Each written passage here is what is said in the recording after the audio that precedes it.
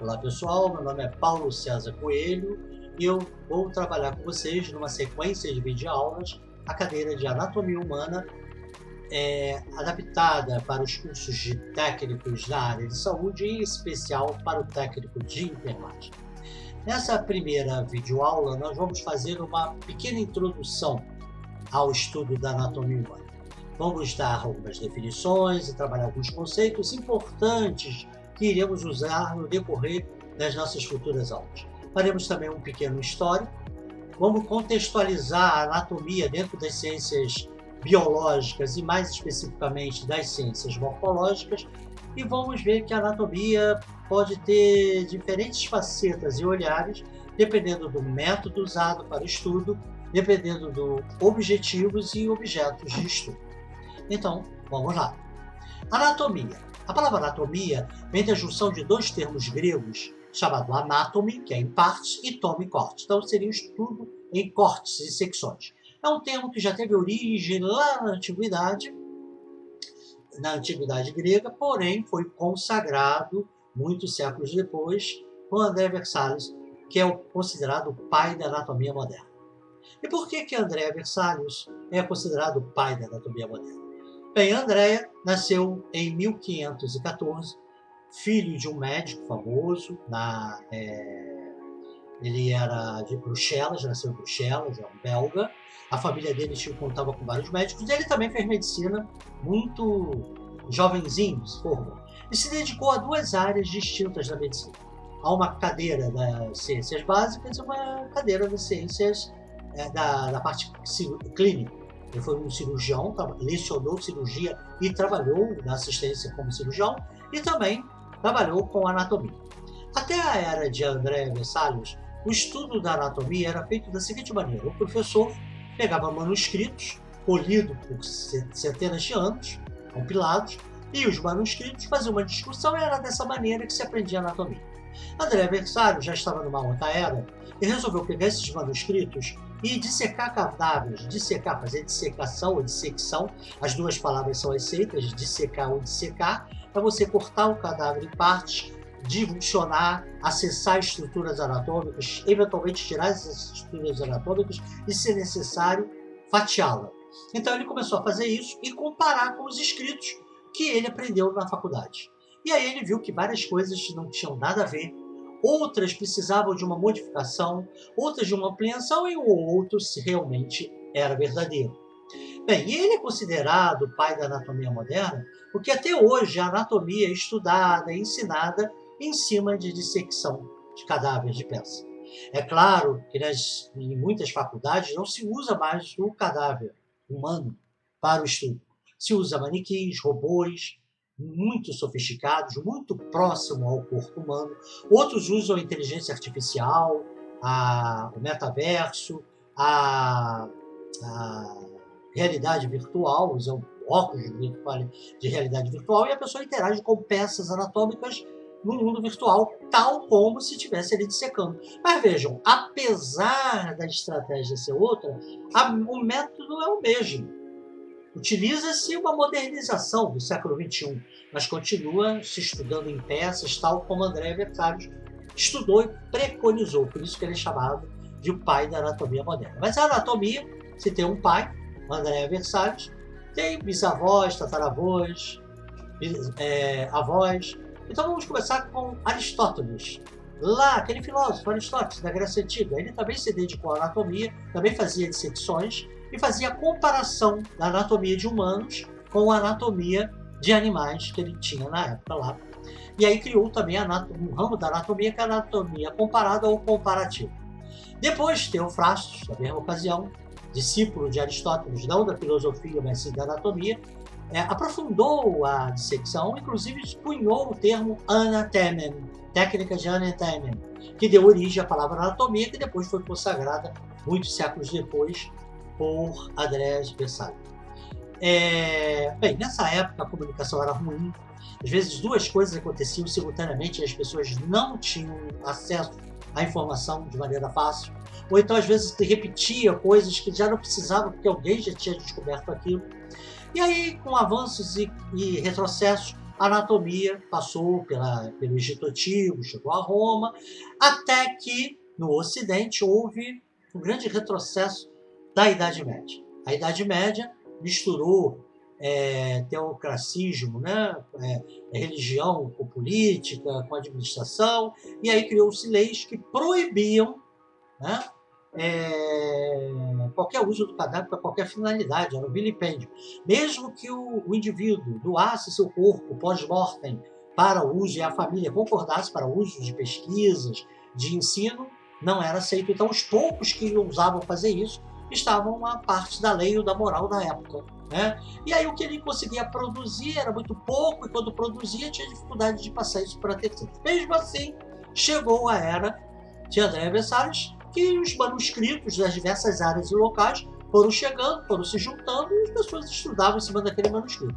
Já na era de André Vesalius já não tinha esse tipo de problema que o pessoal da Idade Média teve. Ele pôde resgatar aquilo que Aristóteles e Teofrasto fizeram, e vários outros, que era dissecar os cadáveres. Então ele pegou os textos e comparou os textos, e aí encontrou coisas que não batiam, coisas que realmente era aquilo, coisas que aprofundaram, outras que modificaram, e por conta disso ele é considerado o pai da anatomia moderna. Bem, a anatomia faz parte das ciências biológicas de uma área chamada ciências morfológicas. É uma área da biologia que estuda as estruturas, as formas, mas não como ela funciona. O estudo da estrutura, por estudar que morfa a estrutura, lógica, estudo das estruturas.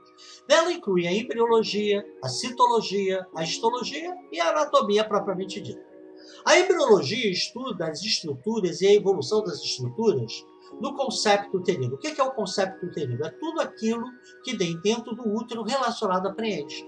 Ou seja, o ser está sendo formado ali, e está em formação, mas as membranas, a placenta, isso é o contrário. O que tiver dentro do útero, um DIU que não funcionou ali perdido, um mioma, qualquer outra coisa, que esteja no útero grávido, porém não tem relação com a gravidez, não faz parte do conceito uterino. Então, apesar do termo embriologia nos referir a embrião, ele estuda sim a evolução do crescimento das estruturas, da formação das estruturas do embrião, mas também do feto, anterior ao embrião, da época, por ocasião da concepção, e das estruturas de membranas que envolvem o embrião e o feto.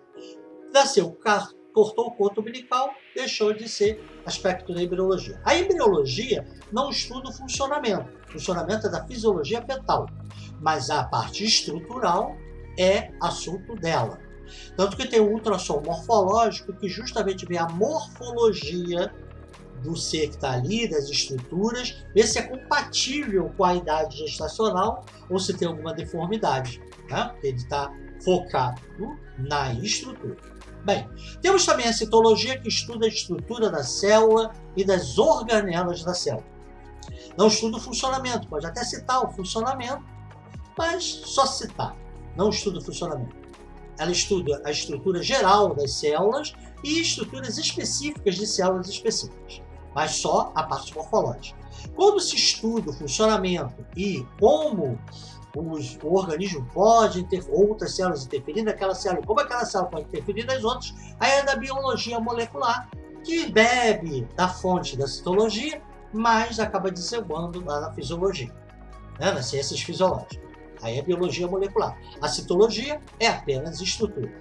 E temos também células que se formam tecidos, e esses tecidos formam órgãos. Há órgãos que só têm um tecido, há órgãos que têm mais de um tecido. O estudo desses tecidos, a identificação dos tecidos, o estudo da estrutura, é a histologia. E, obviamente, como é microscópio, precisa do microscópio óptico ou eletrônico. Por isso é chamado também de anatomia microscópica. Alguns textos estudam a histofisiologia, que é pequenos pedaços de tecido que conseguem, naquele pequenótico pedaço, fazer uma função, exercer uma função. Aí é o pé da morfologia intercambiando com a fisiologia, não tem a ver com a histologia pura. A histologia pura estuda a anatomia microscópica dos órgãos. Acabou. E nós temos a anatomia propriamente dita, que também é o estudo morfológico das estruturas dos órgãos, o estudo da função, que é mais a olho nu. macroscópica. Por isso que alguns autores chamam de anatomia macroscópica. Se eu chamar anatomia macroscópica ou simplesmente anatomia, eu estou me referindo a estudo das estruturas morfológicas a olho nu, estruturas macroscópicas. Agora, se eu chamar a histologia de anatomia, eu tenho que colocar o sobrenome microscópico, senão a pessoa vai achar que tem a ver com a anatomia propriamente dita. Bem, nos cursos da área de saúde superiores e tecnólogos, estudam de maneira tradicional, porque existem alguns cursos que têm uma vertente não tradicional, né?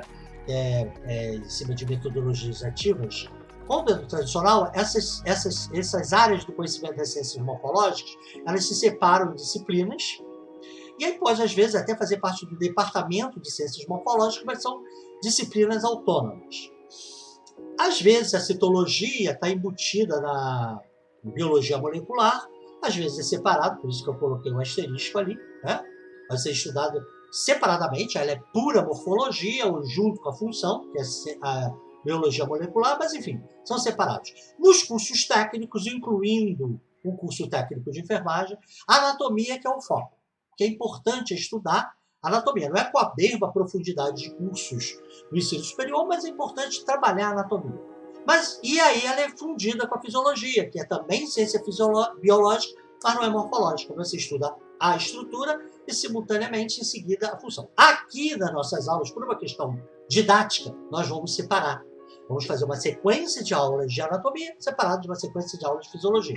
Mas, na prática, nos cursos técnicos, eles são juntos. Agora, eventualmente, é necessário, para entender uma questão anatômica, entender alguns aspectos da embriologia.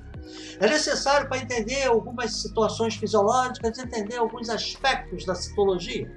Ou, na prática futura, de repente, alguma coisa da histologia vai interessar. E aí essas disciplinas não acontecem no curso de vocês. Não tem problema, que nós, na anatomia, todas as vezes que for necessário, dar uma pincelada, dar alguma discussão de questões embriológicas, citológicas ou histológicas, assim como também na fisiologia, nós o faremos. Beleza, pessoal? Mas o nosso foco aqui é a anatomia, nesse conjunto de vídeos. Vai ter um conjunto de vídeos de fisiologia e depois a fusão deles. Bem, agora, a anatomia, existem vários olhares. E aí esses olhares podem ser agrupados em olhares distintos de acordo com o método de estudo, olhares distintos dependendo do objeto que eu quero estudar, e olhares distintos dependendo do objetivo do meu estudo. Então vamos lá. Eles não são antagônicos, eles se interseccionam entre si. Existe, por exemplo, uma forma descritiva e seccional e radiológica, tudo junto, apesar dele estar aqui didaticamente separado. Assim como eu posso estudar, por um método seccional, descritivo e seccional, a esplânica com o objetivo de anatomia clínica. Vamos definir cada um deles? Aí fica lá mais claro. Através do método, a anatomia pode ser descritiva, topográfica, radiológica, de superfície, seccional ou comparada. A descritiva, também chamada de sistêmica, eu faço a dissecção, retiro o órgão que eu quero estudar e estudo ele isoladamente de todo o contexto. Por exemplo, disseco o cadáver, tiro o coração e estudo o coração. Isso daí é um estudo da anatomia do coração, descritiva ou sistêmica. Já se eu fizer um estudo do coração de forma topográfica, eu pego o cadáver, abro o tórax, vejo a cavidade torácica, vejo todas as estruturas relacionadas com o coração e a própria cavidade torácica, e aí eu estou fazendo um estudo topográfico do coração. Vejo o coração e suas relações regionais. Como eu posso pegar até um segmento, pegar o segmento da mão e estudar toda a topografia da mão. A estrutura por estrutura e suas relações, ou do membro superior direito todo, que vai desde o ombro até o final da mão. Ver cada estrutura isoladamente e depois todas as suas relações entre si é o método topográfico. Na anatomia, aqui nos nossos videoaulas, quando a gente vai estudando, a gente vai intercalar várias formas de estudar. Por exemplo, estamos estudando a fisiologia cardíaca. Antes, vamos ver a anatomia descritiva do coração e alguns aspectos topográficos. Agora, para a gente ter uma ideia de totalidade, separado da fisiologia, nós vamos ver. Vamos estudar o segmento do tórax, o segmento da cabeça, do pescoço, para a gente ver até as relações, não valorizando um órgão específico, mas ver as relações. Então, vocês vão ter as duas coisas. A descrição minuciosa de um órgão com alguns aspectos topográficos para dar base para entender a função da fisiologia e também para ter uma ideia do contexto, a gente vai pegar também, vai ter alguns momentos de pura topografia. Uma outra forma de se estudar é através da anatomia radiológica, que você pega, em vez de pegar o cadáver, ou fotos, em atlas, que vem fotos, né? Os atlas anatômicos, eles vêm fotos de peças anatômicas, desenhos, esquemas e até imagens radiográficas. Mas a anatomia radiográfica, você radiografa uma estrutura anatômica ou um segmento e faz um estudo dela. Esse estudo pode ser simplesmente para você não precisar pegar o cadáver ou para você comparar com uma imagem daquele segmento doentia para ver o que é normal e o que não é normal. E aí a gente está voltando aqui para a parte clínica que a gente já vai explicar. Muito bem, quando a gente está estudando a estrutura normal, a gente não pode ter doença naquele segmento, nem nenhuma doença em outro ponto que modifique a anatomia. A não ser que essa doença do outro ponto está estudando a anatomia do pulmão, não interfira na anatomia do pulmão, ou mesmo se é uma doença ou uma disfunção do pulmão, não interfira na anatomia, senão a gente vai ter uma visão deturpada, equivocada. Durante muito tempo era só radiográfico, depois a gente usou contrastes, e depois passou por ultrassom, tomografia, ressonância magnética, cintilografia. Então o termo radiológico abarca isso tudo. E a gente só mantém por causa da tradição, a maioria dos textos mantém radiológico, que na realidade seria um método de imaginologia ou por imagens. Bem, superfície. A superfície a gente pega uma estrutura e vê a anatômica e vê a estrutura dela, a superfície dela. Como é que é o relevo dela, o tamanho dela, a forma dela. Não se preocupa com o interior e nem se tiver algum orifício por entrar nele e ver onde que dá, o que dá, o que se insere, não. Não é uma descritiva em que a gente veria as minúcias, nem uma topográfica vendo a região, não. A gente pega um único objeto. Então vamos lá, o fêmur. Pouco me importa analisar ele na coxa ou o que está entrando ou saindo dentro dos orifícios dele. Preciso saber da forma, onde é liso a superfície, onde tem reentrâncias, onde tem orifícios, onde dá o orifício. Não me importa o que entra ou o que sai desses orifícios. Se é que entra e sai alguma coisa, onde tem protuberâncias. Então isso, essa descrição, seja de um órgão, de qualquer outra estrutura, é pelo método de avaliação anatômica de superfície. Seccional, quando a gente parte para ver o interior da estrutura. Então, quando além da gente tirar o órgão, funcionar, chegar até o órgão, tirar o órgão, a gente vai partir. Isso é interessante nos órgãos outros, como o coração, por exemplo, o estômago, para a gente ver o interior, porque a gente pode ver lá por um orifício, mas aí tem uma visão limitada. Quando a gente parte, a gente vê a parte estrutural do interior. Além disso, mesmo nos órgãos maciços, quando a gente secciona, a gente vai ter uma ideia se as camadas profundas daquela parede são iguais às camadas superficiais ou se a anatomia muda. E eu não estou falando aqui de tecido, eu não estou usando aqui microscópio não, estou olhando na histologia, estou olhando a luz. Então, tanto para órgãos ocos como para não ocos, é interessante muitas das vezes fazer esse aspecto seccional, que pela radiografia é possível quando a gente usa a tomografia. A gente pode ver pela tomografia, a gente pode fazer esses cortes e fazer esse estudo seccional. Tá vendo como é que é intercâmbio? A radiológica é seccional, podendo também ser seccional. E a comparada, o comparativo é aquele do Aristóteles, que foi usado, que ainda é usado até hoje. Quando você compara estruturas ou órgãos, né, anatômicos com outros, do homem com outros animais, né? E aí você olha o que é um ponto comum, que é parecido, que é totalmente diferente, que tem num, que não tem no outro, né? E aí você faz essa anatomia comparada. Agora, deixando os métodos, vamos de objetos. De acordo com o que eu quero estudar, ou seja, o objeto que eu quero estudar, eu posso estar estudando neuroanatomia e pegar um livro só sobre neuroanatomia. Ele vai estudar tudo sobre a estrutura neuroanatômica do sistema nervoso, tanto central quanto periférico. Os vasos que estão conectados a ele, o que saem a partir dele, e aonde que os pontos de união dos órgãos que ele se conecta. Não estuda os órgãos, estuda os pontos de união. Isso tudo é da neuroanatomia. Já a anatomia esplâncnica estuda as vísceras dentro de cavidades. Não confundir a palavra esplâncnica, que é o estudo anatômico das vísceras que estão dentro de cavidades anatômicas, com esplênica. Esplênica é relativa a baço. Então, uma esplenectomia, retirada do baço. Esplenomegalia, o baço está aumentado de tamanho. O baço é uma víscera que está dentro do órgão, então o estudo anatômico está dentro do conhecimento da esplêncnicoanatomia. E está estudando a parte esplênica, mas não são sinônimos, porque o fígado, o pulmão, os rins também são vísceras, também estudados pela esplênica anatomia, mas não pela esplênica, que esplênica é relativa ao baixo. Aí alguns vão dizer assim, professor Paulo César, o encéfalo está dentro da cavidade craniana, perfeito. A corda espinhal dentro da cavidade vertebral, perfeito. Então também não seria anatomia esplênica? Sim, se você for estudar só essas estruturas, mais nada. Se você for estudar todo o sistema nervoso, a interconexão dos nervos com outras partes do sistema nervoso e as partes que não estão em cavidades, aí é a neuroanatomia. Agora, se você ficar restrito a essa área, aí sim, também poderia ser dentro da esplênica.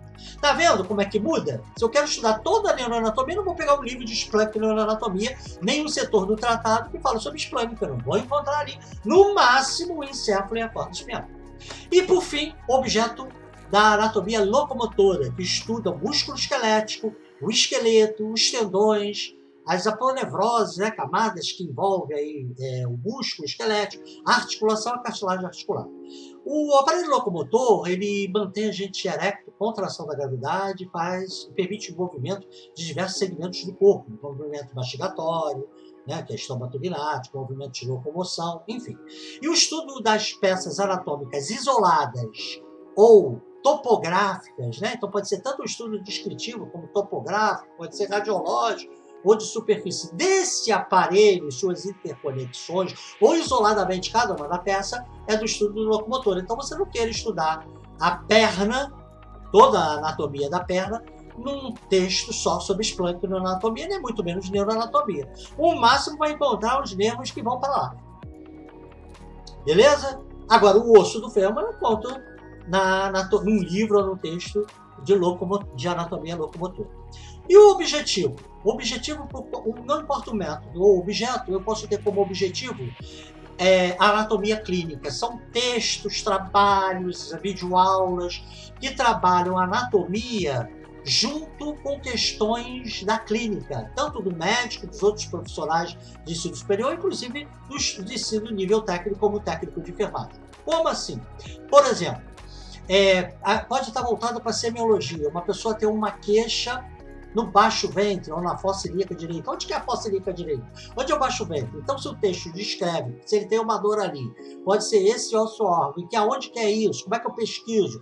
Voltando, dando ensejo à anatomia, isso é uma anatomia clínica. Ou então você está palpando o flanco direito e encontrou uma massa. Como os órgãos poderiam estar ali? Ou encontrou uma víscera aumentada. Que víscera que tem ali? Então, a ponte, se isso já está explicitado no texto que ensina ou fala sobre isso, é a anatomia clínica. Você pode, nada impede, que seja um texto de clínica, pura e simplesmente, um achado, você procurar no livro tradicional e vai lá, da área topográfica, ver o que tem. Mas existem alguns textos, alguns materiais que já fazem essa ponte. Ou então para fazer exames radiológicos, exames laboratoriais. Por exemplo, eu quero colher sangue da artéria radial para avaliar a gasometria arterial, ver como é que estão os gases arteriais. Onde que está a artéria radial? Como é que eu identifico uma veia de uma artéria? E onde está a artéria radial? No pé? Não, está no antebraço? Mas em que face? Em que local? Se essa descrição vem toda num livro, olha, a artéria radial, ela serve para isso. Isso é anatomia clínica.